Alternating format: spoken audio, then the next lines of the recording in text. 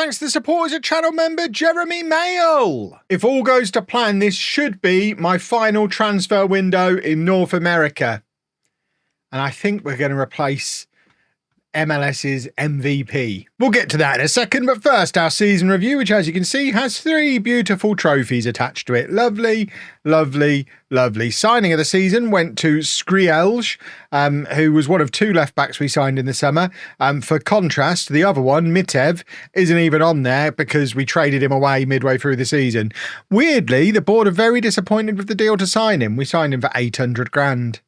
Mainly down to giving the player a wage that's too high for his place in the squad. I mean, yeah, to be fair, he's not a starter for us. It's fine. Don't worry about it because we won the league. We also won the MLS Cup and money is moving in the right direction. We're selling loads of shirts to South Africans. It's all good stuff. This is our team of the year. Yamoa in goal, back for Prencha, Fustaluli and Nabil, Grimmer and Asker, who of course has now left the club in midfield. Velez, Estevez, Unlove, Vilakazi as the front 3. Vilakazi, 34 goals, but doesn't turn up for big games, I think is the area that needs fixing. 49 goal contributions from Velez in all competitions as well is bonkers. That entire front 4. I mean, if we can get a real top-level striker and a really good attacking midfielder, I think the rest of the team kind of takes care of itself at this point. We probably need a backup goalkeeper as well. I don't want much. I just want loads of really good players. Velez has won Player of the Year and Young Player of the Year, despite being 24. Vilakazi, of course, wins top scorer. Velez, most assists and most man of the matches and highest average rating.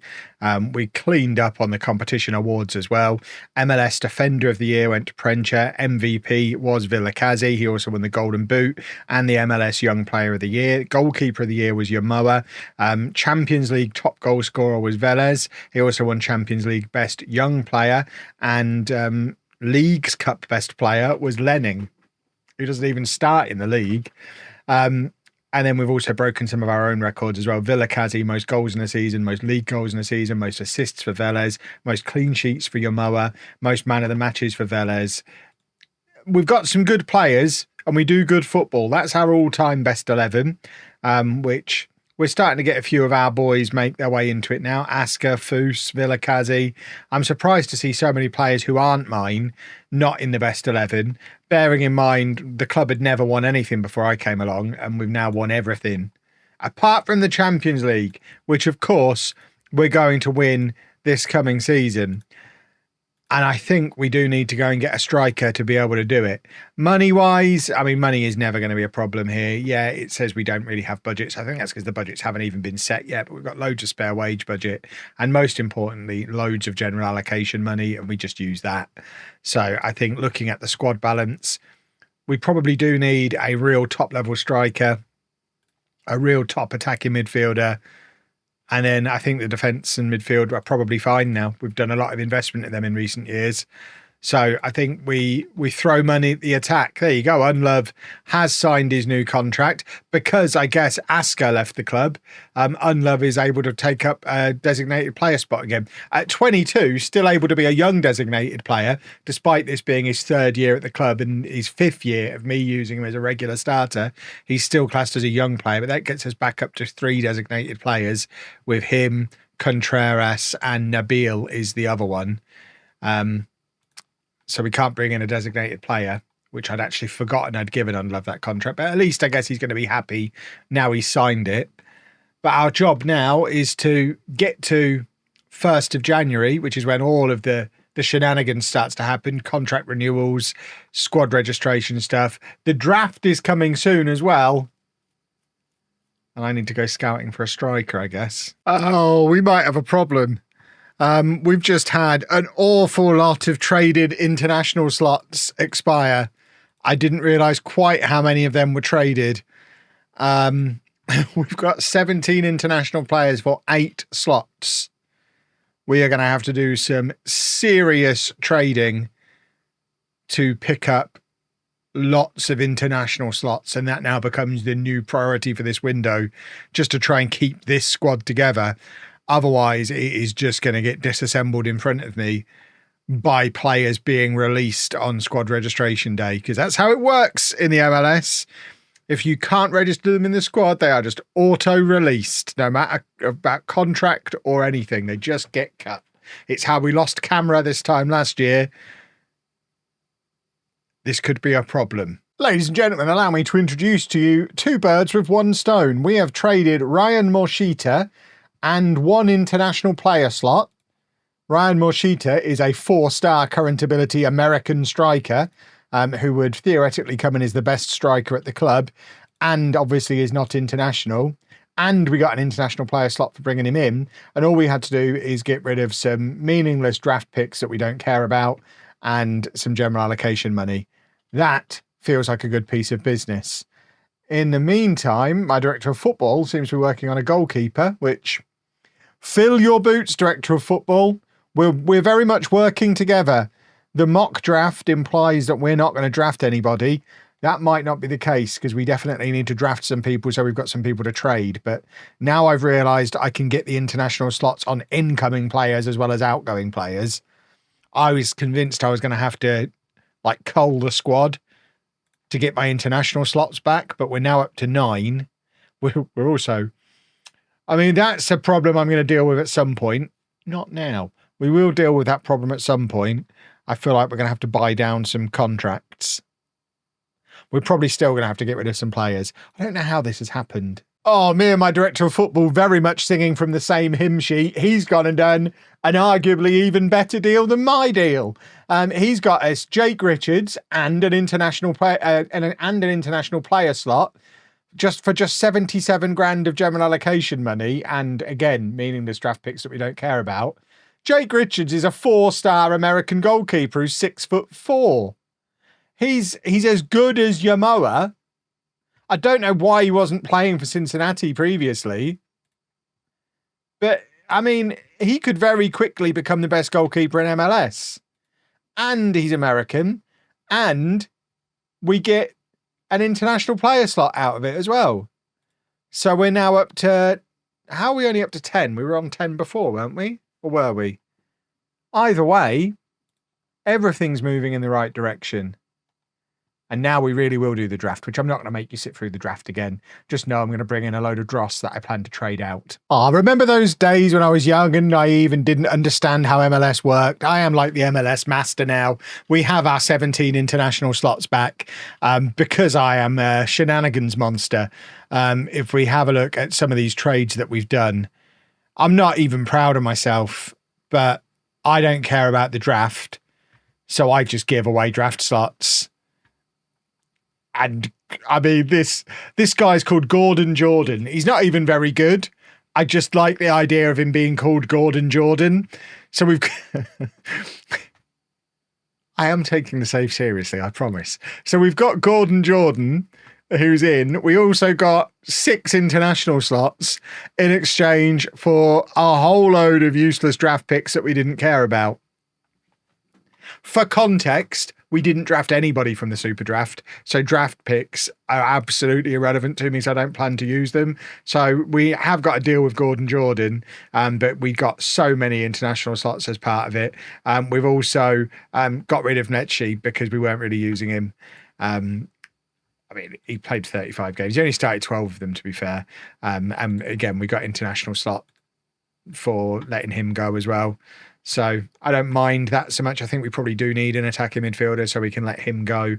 And it means the international slots are back in and all is good. The next thing we need to deal with is this, which I am not rushing to do because I don't think we have to fully register the squad for another month. So there might be some more ins and outs yet. But as we get closer to registration day, I will start buying down contracts. We have got a bid in for Prencher, which, bearing in mind, Skrielj is theoretically better than him.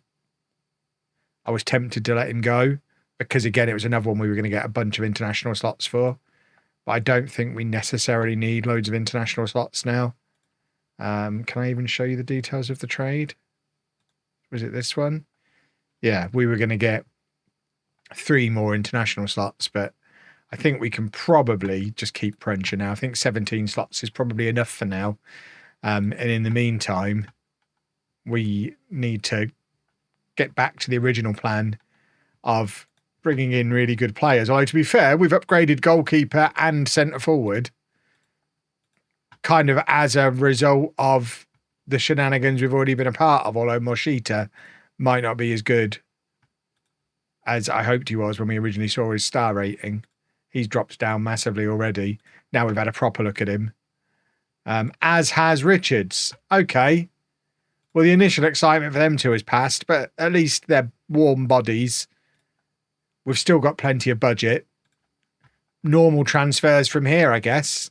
We have brought in a couple more new boys, a couple of fringies that you don't need to know about, but we have got Denis Misic, who is a 6'3" centre-back, who's not great, but we needed numbers back there.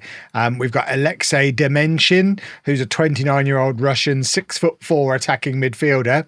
Definitely my kind of player. And we've also done a trade for Steve White, who is a 29-year-old Canadian striker, 4 stars of current ability, got 11 goals for Nashville last year, and he's considered one of the best strikers in the division. He doesn't go straight into the Dream 11. I mean, he has been in and out of that Dream 11 over my time here in MLS, but he's not on there at the moment. Interesting that Pani is right up there, but doesn't make it into the Dream 11 either. It is now squad registration day, so we've now got to work out what we're actually going to be able to register. So if we start with auto select, we've got 4 gaps left. We need Bojin, so we need a third goalkeeper. Misic has to go in. Pani obviously has to go in. We've just identified how good he is. We might not be registering Gordon Jordan here.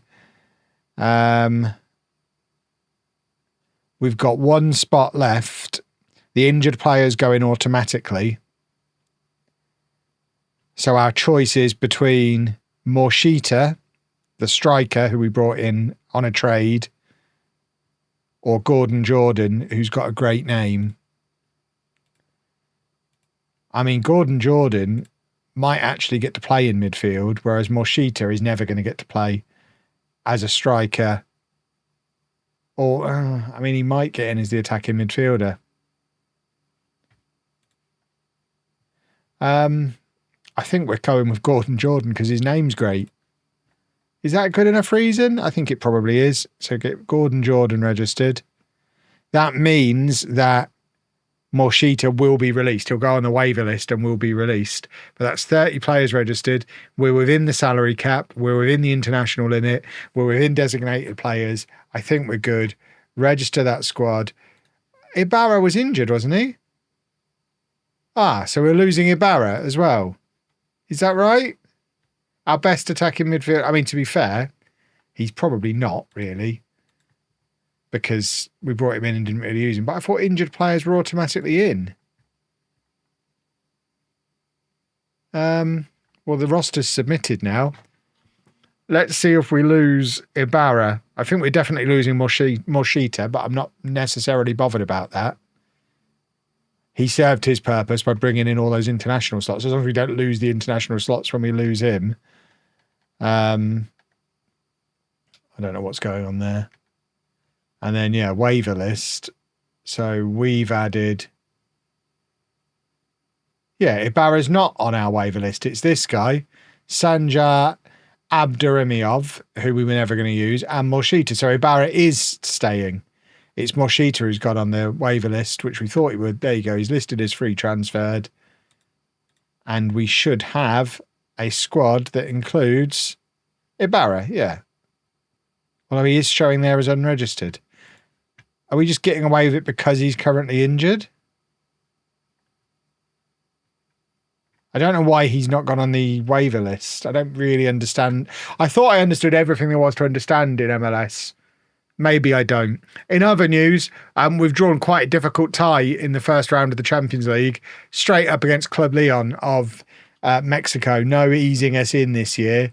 We are straight in at the second round rather than the first round. So I think our plan probably is next episode will be second leg of Club Leon and then hopefully second leg of the round after, and we'll just get through the Champions League because that's all this season is about. I'm not going to show you any MLS stuff. If we lose in the Champions League again, I guess we just rinse and repeat and we keep doing it until we stop losing in it. We've got to win it eventually. We haven't got out and got a better striker. I mean, I guess you could argue maybe we have. We've got Steve White. Maybe he is a better striker than Villakazi. And we've certainly upgraded in some other areas. I think the squad is strong. What does the game think my best 11 is now? I mean, it's improved on where we were this time last year, certainly. And the backups are very, very strong now. So